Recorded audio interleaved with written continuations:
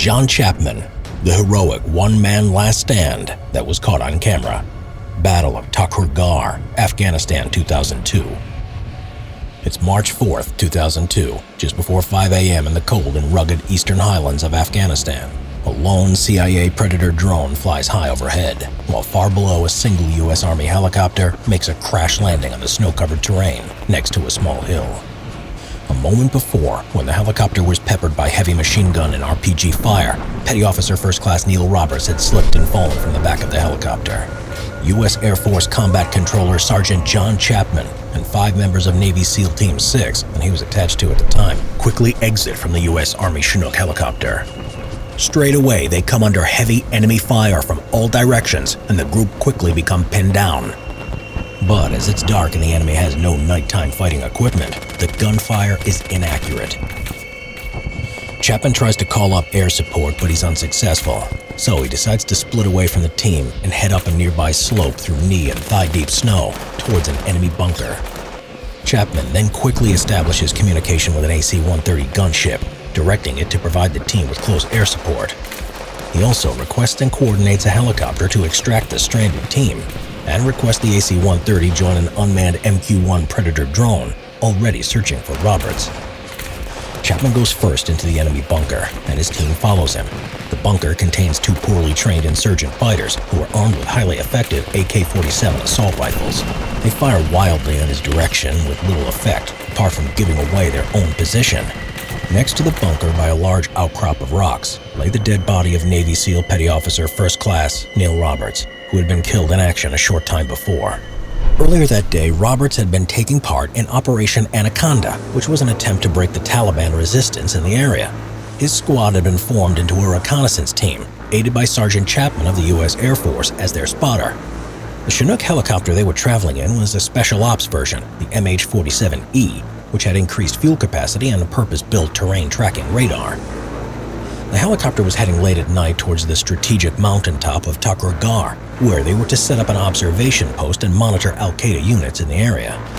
As the Chinook flew along low and fast, they suddenly and unexpectedly came under fire from out of the darkness by a group of enemy insurgents. The helicopter was riddled with gunfire, and then it was hit by a rocket-propelled grenade, making the Chinook shudder from the blast. Petty Officer Roberts, who was standing near the ramp of the helicopter, lost his grip and was thrown from the back. It's unknown whether he fell to his death, therefore dying immediately, or whether he was captured by the Al-Qaeda fighters and executed later with a single shot to the back of the head.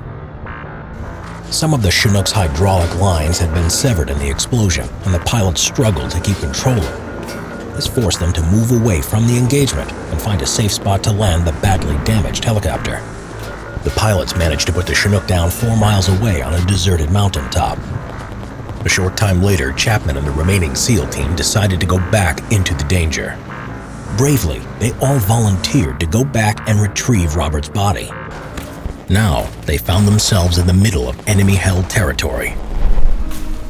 Chapman, realizing how vulnerable the team is, opens fire on the bunker with his rifle before charging at it. Meanwhile, the SEAL team leader is trying to get up the slope in order to support him, but stumbles and falls.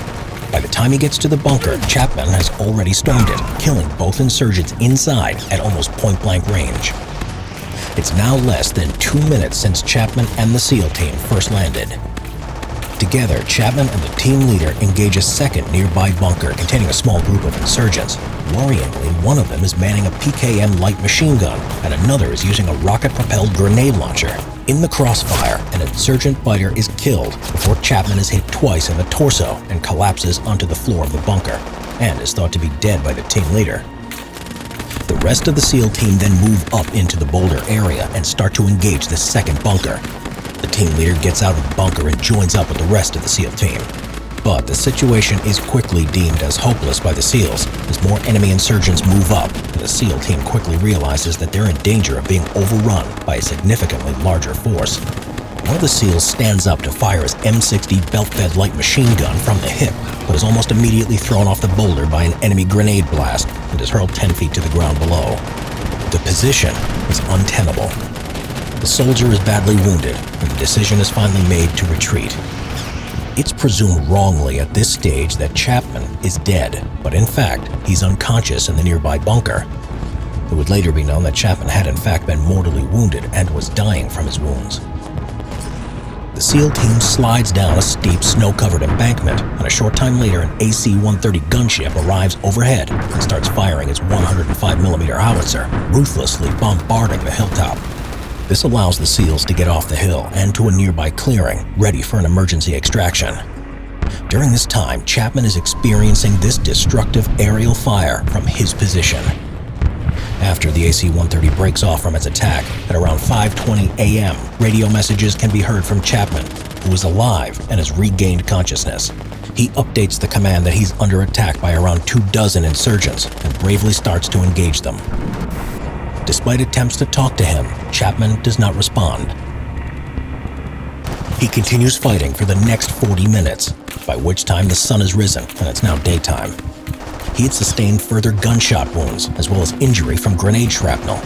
The enemy attempts to charge Chapman's position several times, but he manages to drive them back each time. On one occasion, a lone insurgent makes it into the bunker and engages Chapman in hand-to-hand combat. And though mortally wounded, and after a violent struggle, Chapman manages to kill the man.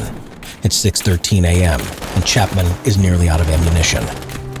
A quick response team with a paramedic is inbound, and its helicopter is nearing his position. Chapman heroically leaves the bunker and starts firing in all directions in order to distract the insurgents from firing upon the approaching Chinook. But despite this, an enemy rocket-propelled grenade strikes the inbound helicopter, though it manages to make a successful forced landing just below Chapman's position. As the 19 Ranger Quick Response Team exits down the ramp at the back of the helicopter, several are killed as the enemy insurgents pour heavy and sustained fire on this new target. At this time, Chapman is literally down to his last few rounds of ammunition and is shot through the heart and dies instantly. Eventually, after several airstrikes, the enemy positions are assaulted by the Rangers and they kill the Al-Qaeda fighters and take the hill. This whole event was caught on surveillance cameras from U.S. drones and spy planes. 36-year-old U.S. Air Force Sergeant John Chapman left behind a wife and 2 young daughters. In 2003, Chapman was posthumously awarded the Air Force Cross for his courage, selfless dedication to duty that day, and extraordinary heroism. But after a prolonged campaign, this was upgraded in 2018 to the U.S. Armed Services' highest award for bravery and valor, the Medal of Honor. White Feather, the U.S. Marine sniper who shot through an enemy's own rifle scope. In military shooting circles, American Carlos Norman Hathcock II is a true legend. For he was a U.S. Marine sniper who's credited with killing at least 93 enemy soldiers in the Vietnam War from incredible distances with pinpoint accuracy. Though ruthless and calculating when hunting down his prey, behind his professional persona was a caring family man who saw killing as an end to a means, as he felt that for every one of the enemy that he killed, he would be potentially saving the life of some young American soldier. Carlos came from humble beginnings, being born in 1942 at Little Rock in Arkansas, and was raised by his grandparents after his parents separated when he was very young. From an early age, he would go hunting in the woods with his dog, using an old one-shot .22 caliber rifle to help put food on the family table. Throughout his childhood, he dreamed of becoming a U.S. Marine, so as soon as he reached 17 years of age, he enlisted in the Corps. His basic training was carried out at Camp Perry on the shore of Lake Erie in Ohio. This turned out to be the perfect place for Carlos to further improve and develop his natural talent for shooting, as the camp had the second largest outdoor rifle range in the world. He soon showed himself to be a crack shot, who was also naturally meticulous and precise when it came to the battlecraft of marksmanship. This talent soon quickly won him many championship shooting matches, including the prestigious Wimbledon Cup for long-range shooting in 1965. The competition required the contestants to hit targets with pinpoint accuracy from 1,000 yards away. Then Carlos was deployed to Vietnam as a military policeman, but this wouldn't last for long, as the U.S. Marine Corps was starting to wake up to the fact that the Vietnam War was a very different kind of war. Soon there was the realization that there was a desperate need for fresh and innovative tactics if the war was to ever be won. So one of the new ideas put forward was to dramatically increase the number of snipers they were using, and Carlos was an obvious candidate. After completing a sniper training course in South Vietnam, his deadly skills were soon put to use. For most of his sniping career, Carlos was happy to use the standard U.S. Marine sniper rifle, the bolt-action Winchester Model 70, which was in the powerful .30-06 caliber. This rifle had a 5-shot magazine and came with a telescopic sight that magnified the target by up to 8 times. But on occasion, he used a Browning .50 caliber heavy machine gun that he had personally modified and added a telescopic sight to. This was an extremely heavy and clumsy weapon, being over 5 feet long, and when tripod mounted, weighed in at just under 130 pounds. Nevertheless, in the right circumstances, this weapon with its powerful round could not be matched in terms of both range and lethal effect. Carlos proved this in 1967, when he used it to set a new world record for the longest-range sniper kill, hitting an enemy Viet Cong guerrilla squarely in the chest who was transporting rifles while on a push bike at a range of 2,500 yards, which is nearly 1.5 miles. It took the .50 caliber bullet over 2.5 seconds to travel that distance to the target. To give you some context, it would take you 20 minutes at a brisk walk to cover the same distance. This record was not beaten until 35 years later in 2002 by a Canadian sniper in Afghanistan. Carlos had built up a formidable reputation during his time in Vietnam. In fact, he proved so effective as a sniper that he gained the nickname of White Feather, after the white feather he always wore on the band of his bush hat. Carlos was able to get in the bubble, a zen-like mode where he was in a state of utter, complete, absolute concentration, where every breeze and leaf meant something. He would even be able to go without proper sleep for days as he tracked his target. One time, he killed a sadistic female Viet Cong platoon leader called the Apache Woman. She was a Vietnamese platoon leader, interrogator, and sniper with a high number of kills, but what she was known most for was her torture methods. Apache would take great pleasure in torturing captive U.S. Marines, including flaying them alive. She would do this within earshot of the U.S. base so they could hear her victims' screams. Carlos, hearing this, had had enough, so he took up the task to eliminate her, even if it was an obvious counter-sniper trap. He noticed her going to the toilet and called an artillery strike on the position, killing 3 of the Viet Cong snipers. As she got up and fled, Carlos landed a shot and she fell. He then made a follow-up shot just in case. As White Feather's tally started to mount, the enemy began to fear him so much that they put a $30,000 bounty on his head, which is over $250,000 in today's value for anyone that killed him. This was by far the highest bounty put on a U.S. sniper during the entire conflict. So many enemy snipers tried to claim this bounty, but all failed miserably, most dying in the process as he ruthlessly picked them off one by one. On one occasion, he was in a sniper duel with an elite enemy sniper, codenamed the Cobra. While tracking the Cobra, Carlos noticed the sniper's glint from his scope. Steadying the crosshairs from the Winchester Model 70 onto it, he squeezed the trigger. The bullet had traveled at a long range through the sniper's own telescopic sight, straight into his eye socket, killing him instantly. Carlos realized that to make such an incredible shot, that the Cobra must have spotted him at the same time. He understood that he was just slightly quicker that time, and had a great respect for his foe's abilities. He took the rifle as a souvenir and tagged it, although he would never see it again. At times, Carlos had to make difficult decisions.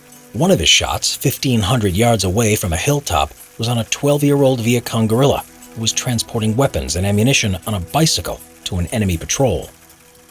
He didn't want to kill men and certainly not children, but he realized if action wasn't taken, that the guns would be used on his fellow Marines. He gently pushed his thumbs on the .50 cal's trigger, firing a shot at the front wheel of the bicycle, sending the boy somersaulting over the handlebars. The warning shot didn't make the boy run away as planned. When he picked up an AK-47 and began firing at the hill, Carlos dropped him dead with one well-aimed shot. This situation would go on to haunt him forever. Carlos volunteered for a mission just days before the end of his first deployment. This mission was to eliminate a North Vietnamese general in his own headquarters, deep in the forest. He had to do it at a close range of 800 yards or less, and he was to do it alone without a spotter. This was the mission where he removed his white feather out of his hat. Carlos put vegetation in his buttonholes and straps and covered his skin in camouflage paint to match the surroundings. As the general emerged from the plantation house and walked towards his car, Carlos held his breath and squeezed the trigger, killing the general with a shot to the chest. No one had seen the muzzle flash, and no patrols came after him. Carlos would eventually be credited with an official confirmed total of 93 sniper kills. But the true total was probably several hundreds more, as the system for acknowledging confirmed kills was stringent in the extreme, as it required an officer and a spotter to be present when the kill was made. In 1969, his frontline combat career came to an abrupt end when the LVT-5 amphibious armored fighting vehicle he was in struck a mine as it traveled on a highway near his Marine base. The vehicle became engulfed in flames, but despite this, Carlos courageously went about rescuing several fellow Marines from the inferno. Even though there was the danger of the vehicle's ammunition exploding at any moment, Carlos suffered severe burns to his body as he did so. In a critical state, he was medevaced by helicopter to a nearby hospital ship, and once his condition had stabilized, he was sent to a naval hospital in Tokyo, Japan. Later, he was flown back to America for specialist treatment at a burns hospital in San Antonio, Texas. He received the Purple Heart Medal for being wounded in action that day, but it was not until 30 years later that his bravery was recognized, and he was awarded the Silver Star for his gallantry. It took him several months to recover from his burns. Once he had returned to active service, he stayed in the United States, spending the next few years helping establish the Marine Corps Sniper School in Quantico, Virginia. But by 1975, he was starting to be in poor health, as he had been diagnosed with multiple sclerosis, and over the next 4 years, his health declined even more. This was to such an extent that in 1979, at the age of just 37 years old, and now a gunnery sergeant, he was forced to retire just 55 days short of 20 years of service due to medical grounds. Civilian life was not at first an easy thing for Carlos to adapt to. He suffered from depression, and his marriage nearly failed because of it. But eventually he worked his way through it, taking up shark fishing, which provided him the challenge he needed to keep himself focused. He also became an instructor to various police departments and U.S. Special Forces, teaching the finer points of sniping to a new generation of sharpshooters. Sadly, the multiple sclerosis would eventually claim his life in 1999. He was just 56 at the time of his death. His son would follow in his footsteps by joining the U.S. Marines. Carlos had a special high-grade variant of the M21 semi-automatic sniper rifle named after him. The manufacturer's Springfield Armory named it the M25 White Feather Tactical Rifle in his honor. Carlos's original military-issue sniper rifle can be seen at the Marine Corps Sniper Museum in Quantico, Virginia, where it's currently on display.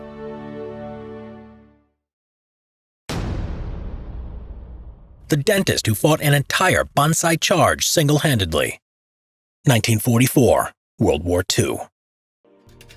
A dentist often strikes fear into their patients. The dreaded sound of the drill and the excruciating pain that comes with dental treatment is often too much for most of us to bear. Good dental health is important to a soldier too, as they need to concentrate in battle and not be distracted by a painful toothache. Such a role was assigned to Ben L. Solomon, who was a dentist in the U.S. Army. He was born in 1914 in Milwaukee, Wisconsin, and had a happy childhood, being heavily involved in the Boy Scout movement. Solomon went on to university and then dental school. When he graduated in 1937, he set up his own successful dental practice in Los Angeles. But then in 1940, Solomon was drafted into the U.S. Army as America prepared for war. He was initially assigned to the infantry as a private and qualified as an expert in the use of small arms weaponry. However, he was quickly transferred to the Army Dental Corps and was commissioned as a first lieutenant. By all accounts, he was an excellent soldier and liked by all of those around him. By 1944, he had risen to the rank of captain and had been assigned to the 27th Infantry Division, whose nickname was the Orion's Roughnecks due to the unit's Irish-New York roots. At the beginning of June 1944, Solomon was finally about to taste combat for the first time, when his division was transferred to Pearl Harbor in order to join a large U.S. amphibious invasion force that was about to set off at the Japanese-held Mariana Islands. The reason why this island group was so strategically important to the U.S. was that capturing them would allow the new U.S. B-29 Superfortress heavy bombers to be stationed within range of the Japanese mainland. On June 15th, after a massive U.S. naval bombardment that had lasted for 2 days, 8,000 Marines supported by amphibious tanks landed ashore at Saipan, one of the most important islands in the Mariana Island group. The Japanese were well prepared on Saipan, with numerous minefields, barbed wire, pillboxes, and entrenched troops. They would launch several major counterattacks that included fighter-bomber aircraft. Nevertheless, by nightfall, the U.S. forces had secured a beachhead and were pouring ashore in increasing numbers. The next day, Solomon and the Roughnecks landed ashore and joined in the fighting. Over the next few weeks, the Japanese continued to counterattack again and again, resulting in heavy casualties on both sides, which often ended in bitter and bloody hand-to-hand fighting. With the U.S. casualties mounting, Solomon volunteered to move up to the front line to replace the battalion surgeon who had been severely wounded. On July 7th, just as the battle was finally coming to an end, Solomon found himself supervising a forward field aid station at the edge of the front line, when the enemy unexpectedly launched their final major counterattack. In fact, it was one of the largest assaults by the Japanese during the whole of the Pacific Campaign. In desperation, 5,000 Japanese soldiers had charged forward with bayonets fixed in a near-suicidal attempt to push the Americans back. The ill-prepared Americans were caught totally by surprise by the sheer brutality and scale of the attack. The Japanese succeeded in breaking through the forward perimeter of the American front line and threatened to overrun the whole sector. Nevertheless, Solomon stayed at his post, despite it being less than 50 yards from the front line, and continued to attend to the growing number of wounded that were arriving at the station. Then the situation became much more desperate as he became aware of an attack on the station by Japanese soldiers. He saw some of the enemy starting to bayonet some of the helpless wounded patients outside the station's main medical tent. Without a moment's hesitation, Solomon grabbed the nearby M1 Garand semi-automatic rifle from one of his wounded patients and killed the enemy soldiers.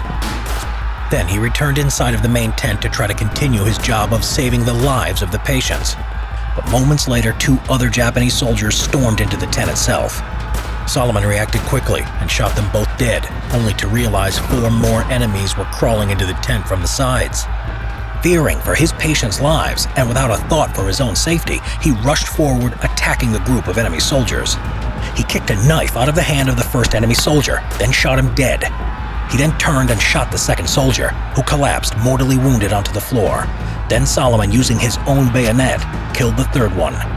But the last of the 4 proved to be much more difficult, and he became locked in fierce hand-to-hand combat. Solomon managed to hit the soldier hard in the stomach with the butt of his rifle, winding him for an instant. This allowed a wounded comrade of Solomon's to finish him off with a well-aimed shot. Solomon, realizing the situation would soon become hopeless, and wanting to avoid his patients being massacred, ordered the station to be evacuated immediately, while he chose to stay behind to cover their retreat. The last thing that he was heard saying was, "I'll hold them off until you get them to safety. See you later." Solomon then single-handedly manned an abandoned heavy machine gun, firing burst after burst into the enemy troops that overwhelmed the station in a mass attack. He sacrificed his life so others could evacuate. When the U.S. Army retook the station a few days later, Solomon's dead body was found surrounded by 98 dead Japanese soldiers piled around his position. It is said that he had been shot 24 times before finally succumbing to his wounds. After he was dead, the Japanese troops had continued to shoot him and bayonet him countless times, leaving his body badly mutilated and barely recognizable. He was just 29 years old at the time of his death. During the 3 weeks of intense fighting on Saipan, there were around 43,000 American and Japanese casualties. There were also a further 22,000 civilians who had lost their lives in the fighting.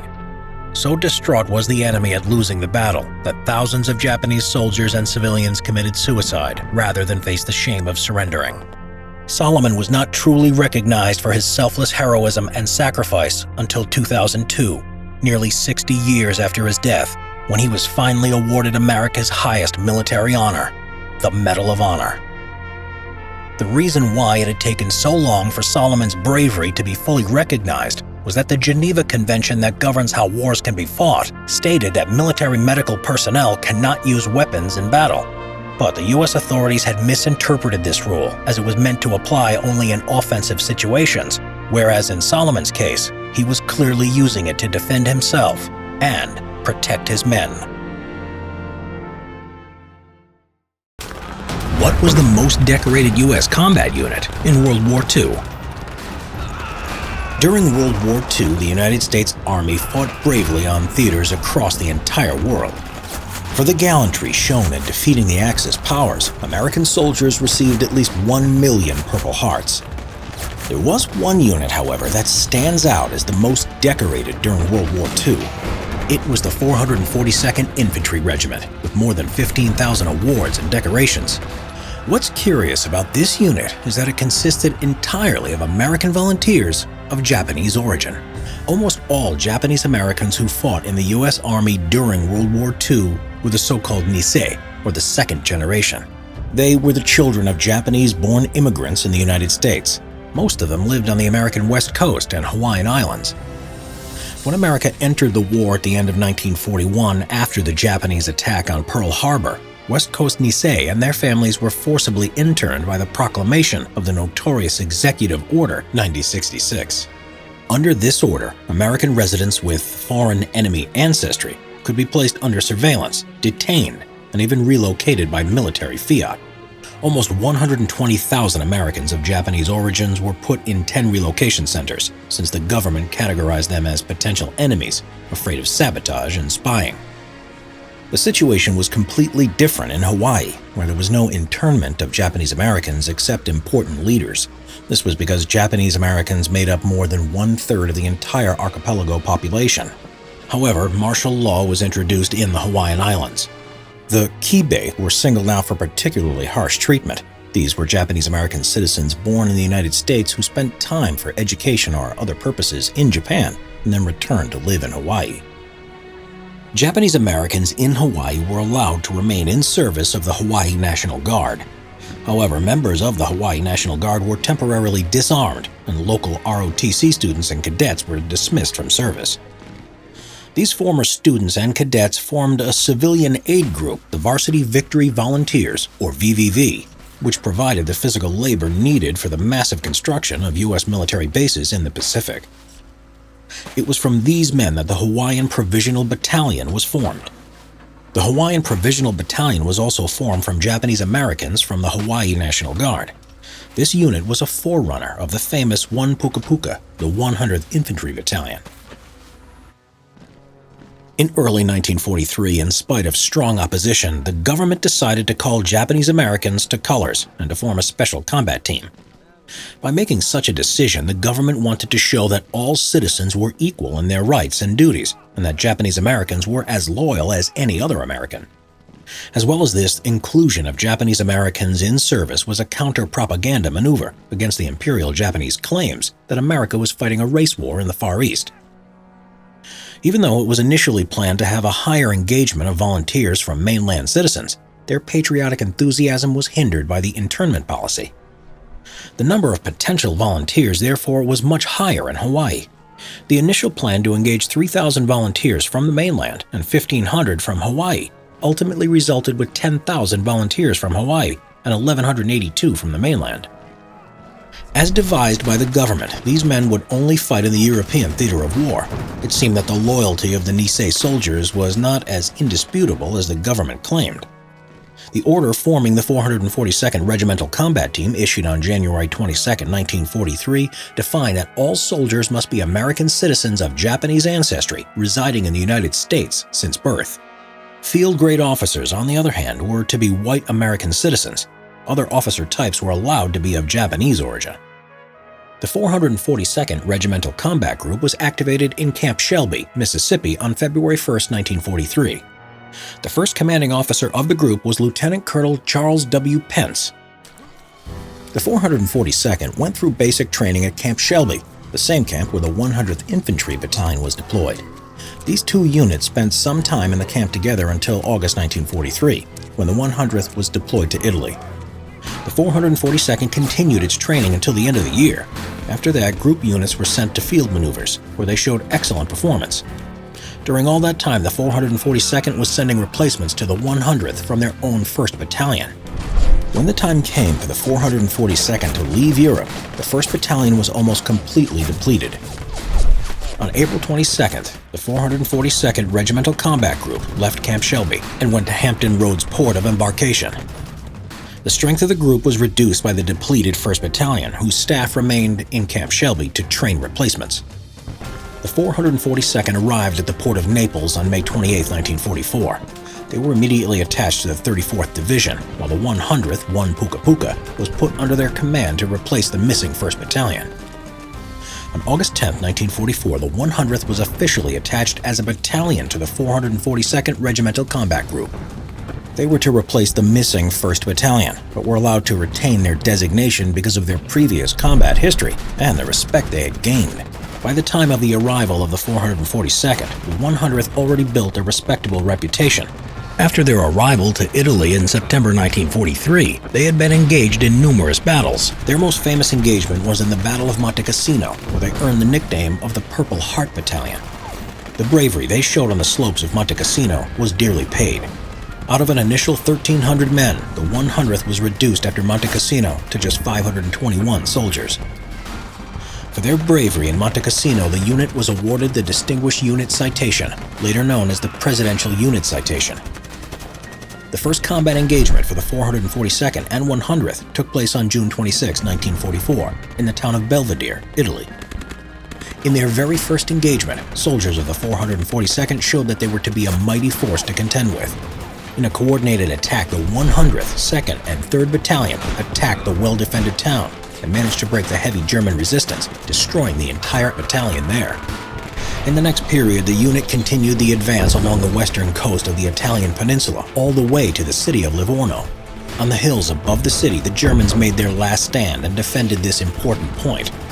This time, the 442nd Infantry Regiment fought in coordination with the 552nd Field Artillery Battalion, while the engineers of the 232nd Engineer Company were making sure to keep the supply roads accessible. For 3 days, the Germans resisted, but eventually lost the battle. By liberating Livorno, the Allies gained access to an important port for their future operations in Italy.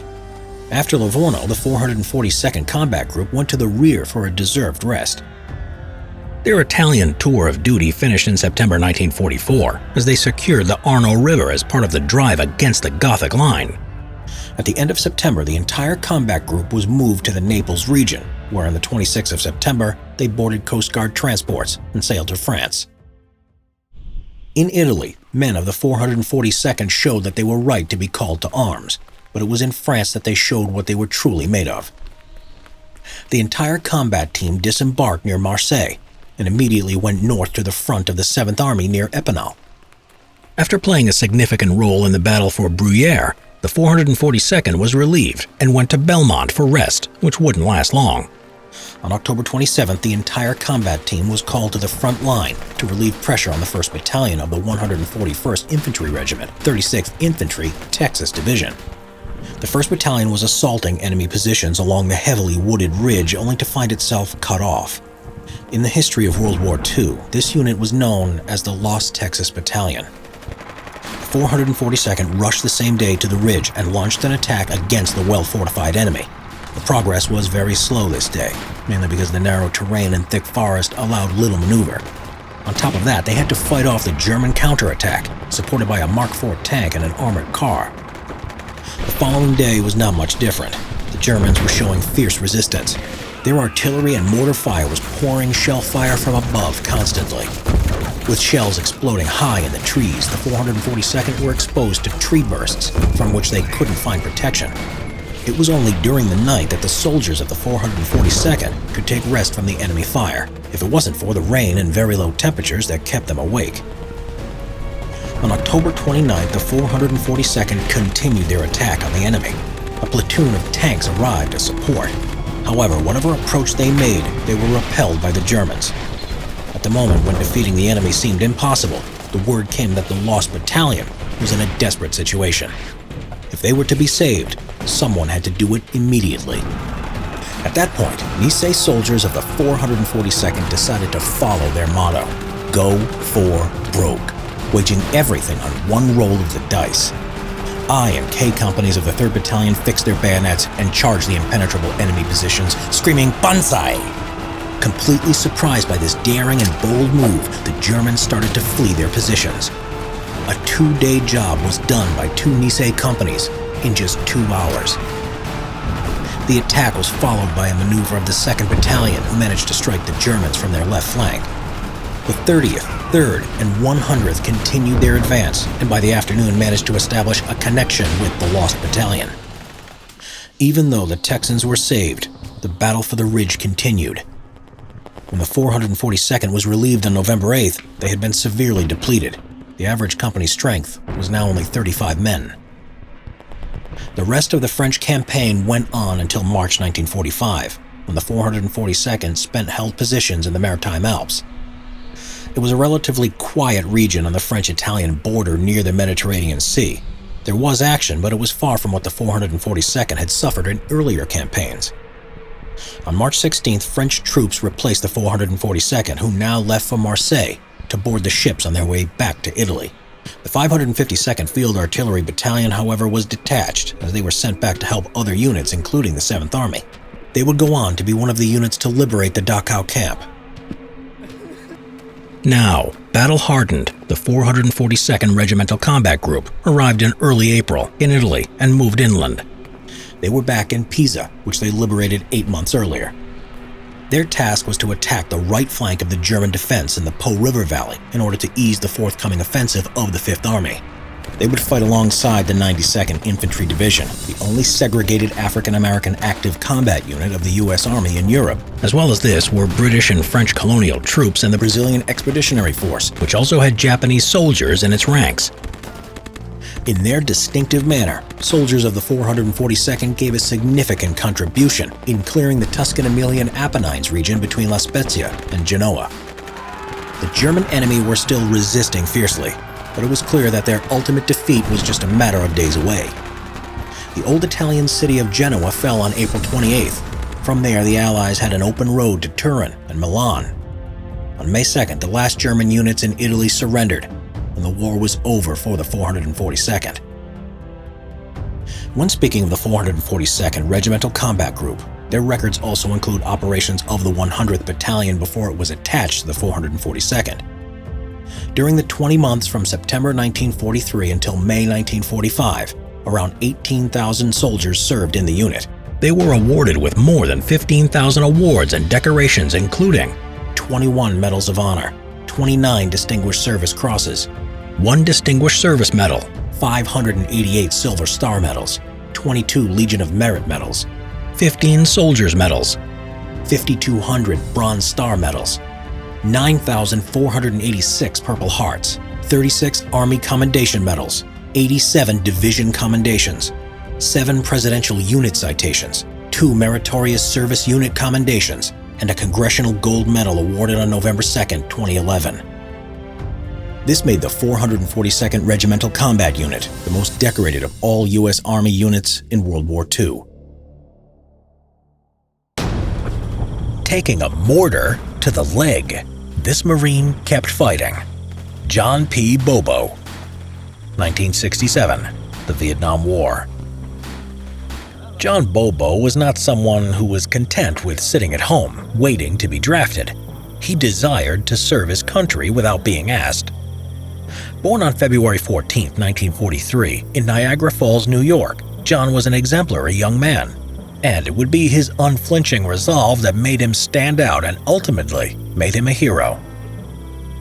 While still a student at Niagara University, John Bobo enlisted in the Marine Corps Reserve. Once he completed his studies with a degree in history, he was commissioned as a second lieutenant. He didn't spend one day in the profession for which he studied. After receiving his commission, he immediately went to Quantico, Virginia for the Marine Corps Basic Training and Officer Candidate course. In June 1966, after the course was finished, Bobo was assigned to the 3rd Battalion, 9th Marines, 3rd Marine Division. That same month, along with the rest of his unit, he was deployed to Vietnam. John Bobo's unit was one of 4 battalions engaged in Operation Prairie 3 from March 19th until April 19, 1967. The operation was conducted in order to eliminate the NVA presence in the Quang Tri province, south of the demilitarized zone. The increasing activity of the North Vietnamese was becoming a growing concern, so the U.S. Marines were sent to patrol the region in search of them. In the opening phase of the operation, they experienced only light contact with the enemy, but the situation changed after just a few days. Soon, the Marine patrols would find themselves severely hampered by heavy attacks, followed by intense mortar shelling. On March 30, 1967, India Company of the 3rd Battalion, 9th Marines was on patrol 6 miles northwest of the Cam Lo combat base. Their mission was to establish platoon ambush positions from which they would conduct surprise attacks on enemy units. Just as the 1st and 3rd platoons had established their ambushed positions, the NVA attacked the company command group and the 2nd platoon under the cover of night. Even though the North Vietnamese prevented the 1st and 3rd platoons from returning to help their comrades, the first attack was repelled by the U.S. troops. The second assault was more devastating, however. The NVA attacked with full company strength, followed by mortar fire. John Bobo, as a commander of the 2nd platoon, organized his men into a defensive position. Even though they were outnumbered, he jumped from one position to another, encouraging his men to keep fighting. If they gave way, the entire command post would have been overrun. Bobo and his men fought as if there was no tomorrow, and he was determined to throw everything he had at the enemy. At one point, he even picked up a rocket launcher from a dead soldier to use it against the enemy machine guns. While he was running between positions, a mortar shell suddenly exploded near him. It didn't kill him, but inflicted a massive injury to his right leg below the knee. The platoon's medic rushed to evacuate him, but received a stiff rejection. Not only did Bobo refuse to leave the combat area, but he insisted that the medic help him to place himself in a firing position to provide cover for the rest of the group and allow them to move to a better position to engage the enemy. He needed to stop the heavy bleeding from his leg, so he used his web belt as a tourniquet and kneeled so that he could press his injured leg into the ground. With his lower leg torn apart, John Bobo continued to fight off the enemy from his position for some time, until he was mortally wounded by enemy fire. His unshakable courage in the face of the enemy helped the rest of the unit reach a protective position, from which they managed to repel the attack with the help of helicopter gunships. The battle ended with 16 Marines killed and 47 wounded. Once the firing stopped, the Marines evacuated to their combat base, carrying along the dead body of their 2nd lieutenant, John Bobo. His body was later returned to the United States and buried in the Gate of Heaven Cemetery in Lewiston, New York. For his bravery shown in combat on March 30th, 1967, John Bobo was posthumously awarded the Medal of Honor. It was not the only award he received for his service. In addition to the Medal of Honor, he also received a Purple Heart Medal, a Combat Action Ribbon, and 2 medals awarded to him by the South Vietnamese government, the National Order of Vietnam Medal, and the RVN Gallantry Cross Medal. Because of John Bobo's dauntless courage and bravery, his men lived to fight another day. As noted in his Medal of Honor citation, his bold initiative reflected the highest traditions of the Marine Corps. Bazooka Charlie, the pilot who strapped bazookas to his plane. World War II, 1944. Major Charles Carpenter, also known as Bazooka Charlie and the Mad Major, was an American pilot of World War II. He was credited with eliminating at least 6 German tanks and several other armored vehicles during the 1944 campaign in Western Europe using bazookas. The crazy thing was, he destroyed all the vehicles while flying in his L-4 Grasshopper light reconnaissance airplane. This highly unusual war hero was a history teacher in the Moline, Illinois high school. Like many other patriots, he joined the Army in 1942, eager to do his bit in the war effort. As a commissioned 2nd lieutenant, he completed his flight training and was assigned to flying light observation aircraft. Such aircraft were designed to survey the battle area, report enemy positions, and spot targets for the artillery to fire at. For this purpose, Carpenter was sent to General George S. Patton's 3rd Army Group that was racing through France towards the German border. Along with his Piper L-4H Grasshopper plane, he was attached to the 4th Armored Division. In addition to surveillance missions, Carpenter was also assigned as a private pilot to the divisional commander, General John S. Wood. Carpenter accompanied his division along its entire campaign, excelling in his duty. However, being his comrades' eyes in the sky was not how he imagined fighting in the war. Charles Carpenter was more of a daredevil and craving for action. His impatience almost cost him his life. On one occasion, as he was driving in a jeep searching the area for landing fields, German infantry surprised and attacked his unit. Carpenter didn't waste time. He jumped on top of one of the M4 Sherman tanks like a seasoned infantryman, grabbed the .50 caliber machine gun and started shooting at the Germans. Carpenter took command of the situation and shouted at his comrades to move forward and repel the enemy attack. In the heat of battle, Carpenter ordered the Sherman's gunner to shoot at one of the enemy vehicles. As it turned out, it was an Allied Sherman bulldozer tank. Luckily, the only damage was a blown-off blade. His superiors were not impressed by Carpenter's exploits. He was arrested and accused of recklessness in carrying out friendly fire and threatened with a court-martial. Fortunately, Carpenter's case came to the attention of the Third Army's commander, General Patton. Patton appreciated the heroism of his fighting men and therefore had all charges dropped. He also declared that the Army needed more men who fought like Charles Carpenter. Major Carpenter returned to his duties but was strictly forbidden to interfere with the ground forces again. Still itching to get stuck in, he had no intention of spending the rest of the war without seeing more action against the Germans.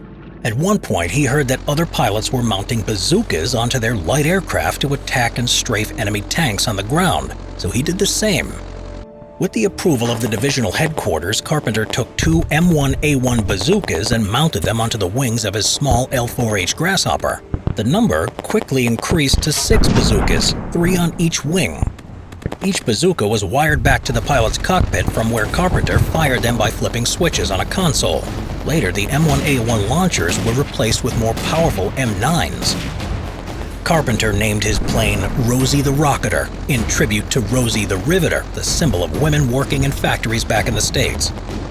The M1A1 rocket launcher, or bazooka, fired a 2.36-inch M6 rocket, which by the time of the 1944 campaign was pretty ineffective against the armor of most German tanks, especially the Tigers and Panthers.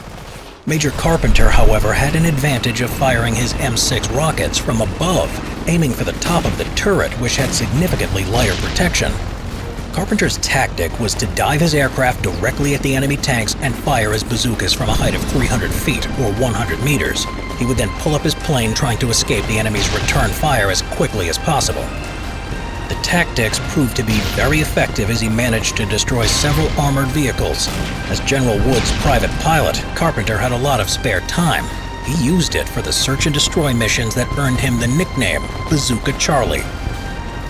The story of a flying menace with bazookas soon started spreading among the German army as well.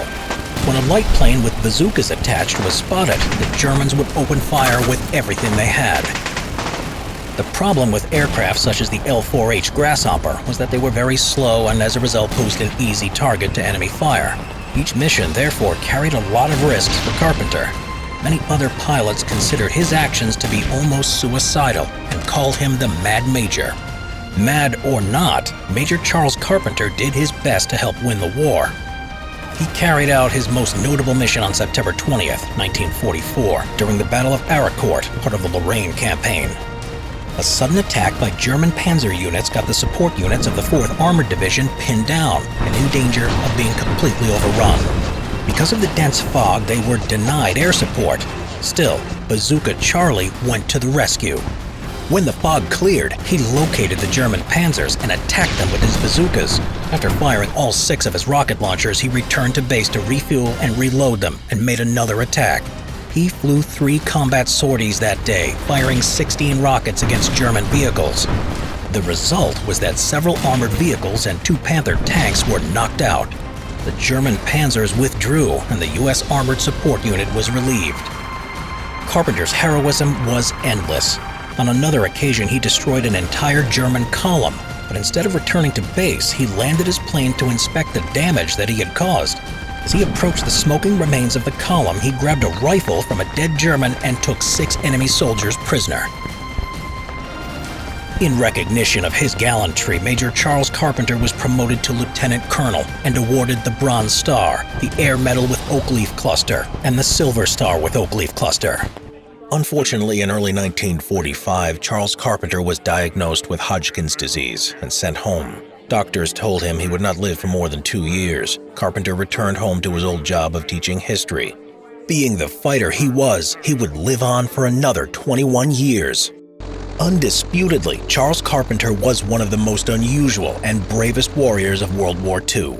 In 2017, the dusty remains of Rosie the Rocketer were found in the Österreichisches Luftfahrtmuseum, Aircraft Museum in Austria, and purchased by the Collings Foundation, who brought the plane back to the USA for restoration. As it neared completion, the final bit of artwork was painted on it by Charles Carpenter's granddaughter, Erin.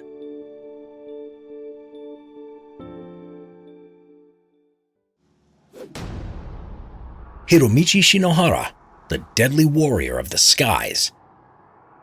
1939. On June 27, 1939, over Tamsak Bulak on the border of Manchuria and Mongolia during the Soviet-Japanese border conflict, a massive aerial dogfight took place involving over 150 airplanes. One of the men in the thick of this fighting was a 26-year-old pilot. His name was Warrant Officer Hiromichi Shinohara of the Imperial Japanese Army Air Force. This was just before World War II had begun, and nearly 2.5 years before the Japanese had entered that war after their attack against the U.S. Pacific Fleet on the morning of December 7, 1941. The battles of Khalkhin Gol, also known as the Nomonhan Incident, are today largely forgotten, but at the time these Soviet-Japanese border conflicts were both bloody and costly. They lasted from May to September of 1939, with over 45,000 casualties and around 360 aircraft destroyed. The air combat was on a scale and ferocity not seen since the aerial bloodbath that was called Bloody April in 1917 on the Western Front in World War I. During the 4-month-long border clash between the Japanese and the Soviet Union, it's estimated that both sides combined flew over 12,000 sorties, with nearly 3 million rounds of ammunition being fired and over 2,000 tons of bombs being dropped. The conflict ended in a humiliating defeat for the Japanese. It had its roots back in 1931 when the Japanese invaded Manchuria in northwest China. Relations with its neighbor, Soviet-backed Communist Mongolia, quickly became strained and in 1938 erupted briefly in open warfare. This resulted in the Battle of Lake Khasan during the short-lived Changkufeng incident.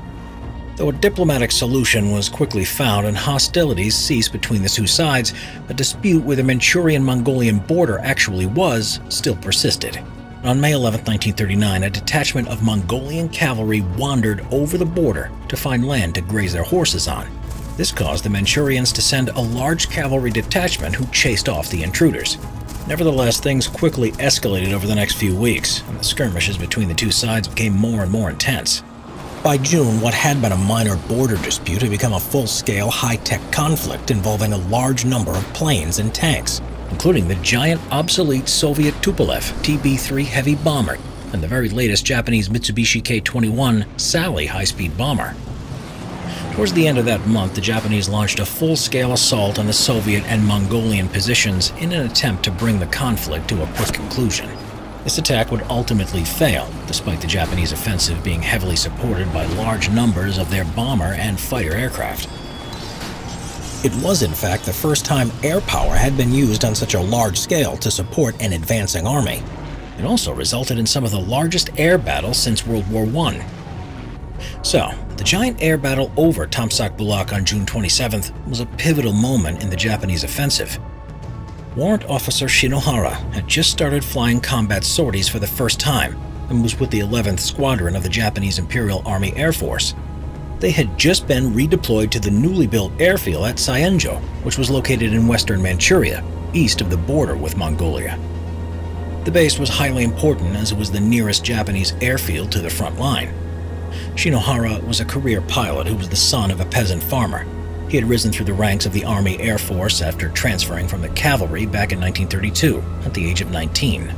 Though from the start of his career he had been flying fighter aircraft. It wasn't until 7 years later in 1939 that he saw his first combat mission.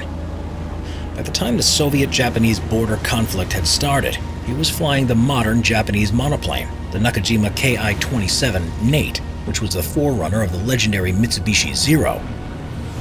The Nate was a highly capable fighter aircraft, but lightly armed with just a pair of medium machine guns. Despite this, Shinohara managed to shoot down 4 of the very latest Soviet Polikarpov I-16 fighters on his very first combat mission.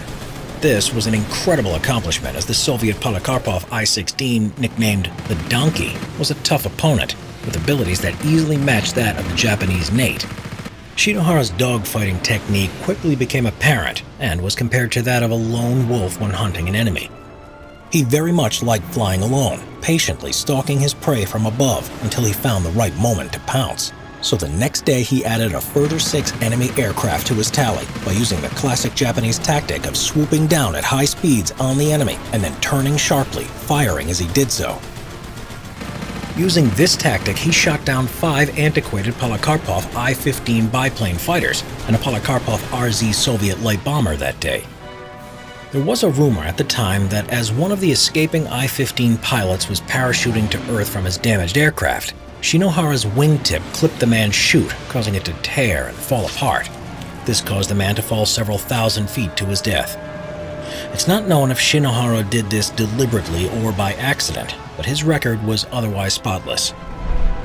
Young Shinohara had become a flying ace in just the first 2 days of going into combat for the very first time.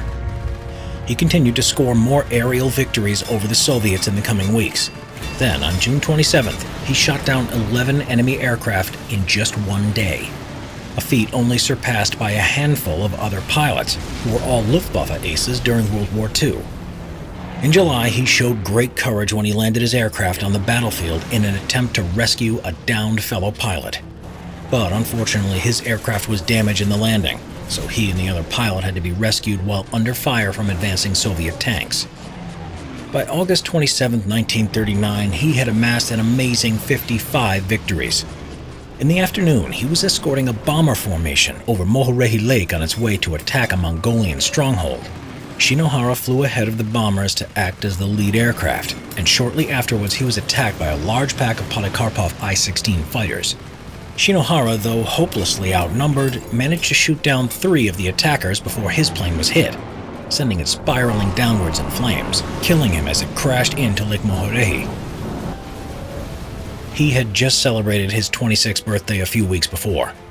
Recovered from the charred and mangled wreck of his aircraft was a watch, his brass identity tag, a can opener, and oddly enough, a German Mauser Model 1914 automatic pistol he had liberated off a Soviet prisoner of war. Shinohara was posthumously promoted to the rank of Flight Officer Second Lieutenant. Before he died, he had shot down a total of 58 Soviet aircraft in less than 93 days. His tally was never surpassed by any other Japanese Army pilot, though some Japanese naval pilots during World War II went on to shoot down more planes. It is a sad fact that very few Japanese pilots who lived through the border conflict survived the onslaught that was World War II. Such was the intensity of the Pacific War, coupled with the complete and utter destruction of the Japanese Air Force in the brutal fighting at the end of the war in 1945.